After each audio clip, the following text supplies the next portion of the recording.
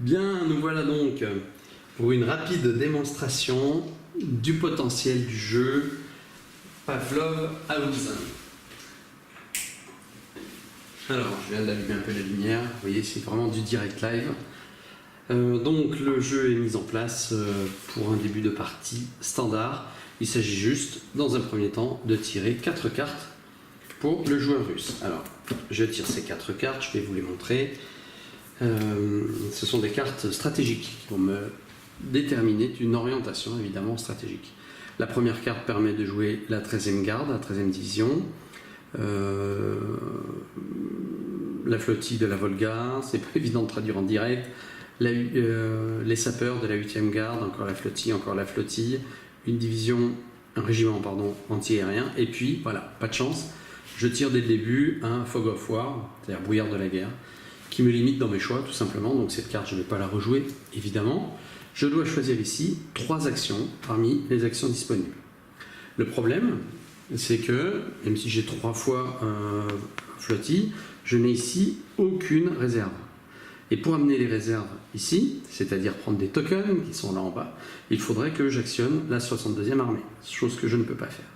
Donc je vais choisir ces 3 actions là, évidemment. Donc ici, le 1083e régiment anti-aérien, je vais y placer tout simplement un token vert qui me permettra de faire face aux Stuka qui ne manqueront pas d'arriver. Donc je le place ici par exemple. Ça c'est ma première action. Deuxième action, voilà, c'est bien embêtant parce que celle-ci ne me servira à rien non plus puisqu'à ce stade je n'ai toujours pas de token comme ceci, qui me permettrait ou de renforcer ou de miner la maison de Pavlov. Donc je ne vais pas pouvoir la jouer, je vais pouvoir faire qu'une seconde action, en l'occurrence celle-ci, 13e division de la garde.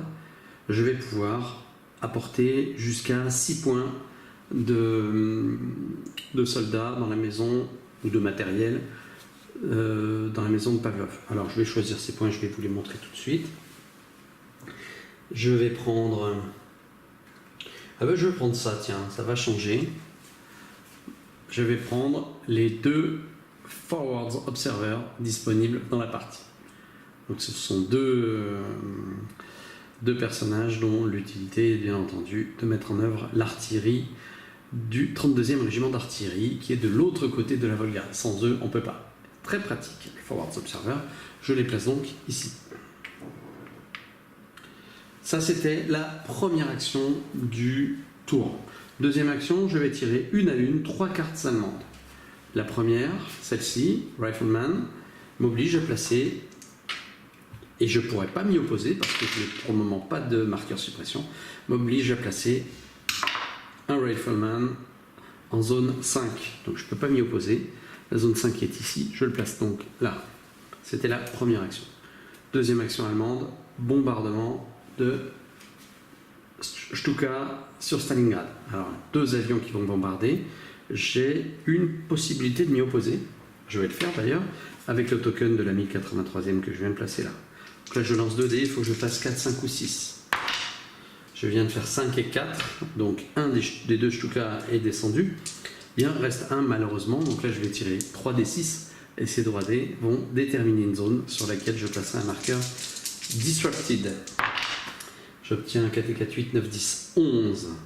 Donc le marqueur en question, ici, va se positionner sur le 32e régiment d'artillerie. Troisième action allemande. Alors là, c'est un attaque du bâtiment, en l'occurrence de la maison de Pavlov.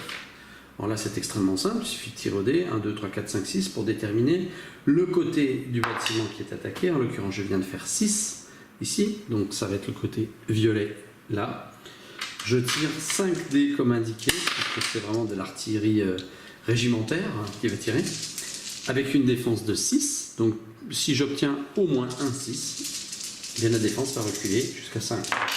Je tire mes 5 dés, j'ai 3, 4 et 2, 3. Donc cette action d'artillerie n'a pas d'effet sur la maison de Pavlov. Je viens de terminer le tour allemand. Reste maintenant l'aspect tactique qui va se dérouler sur la maison ici. Alors, j'ai d'abord une possibilité de bouger jusqu'à 3 soldats soviétiques.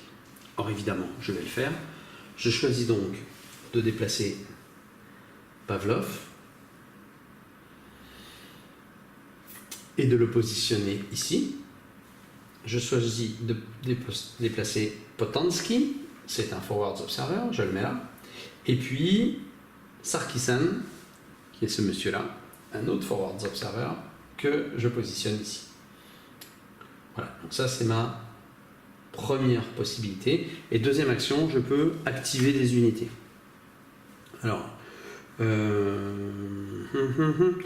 l'activation. Je n'ai malheureusement pas d'artillerie disponible pour ce tour. Je vais tout simplement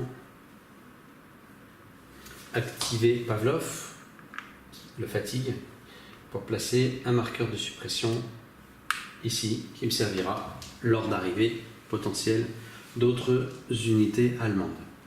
Voilà donc, vous voyez, c'est extrêmement rapide pour ce premier tour de Pavlov's House. Je ferai la suite dans quelques minutes. Vous voyez, un tour a duré 6 minutes, le temps de vos explications. En fait, ça peut aller beaucoup plus vite que ça. On revient pour le deuxième tour dans quelques instants.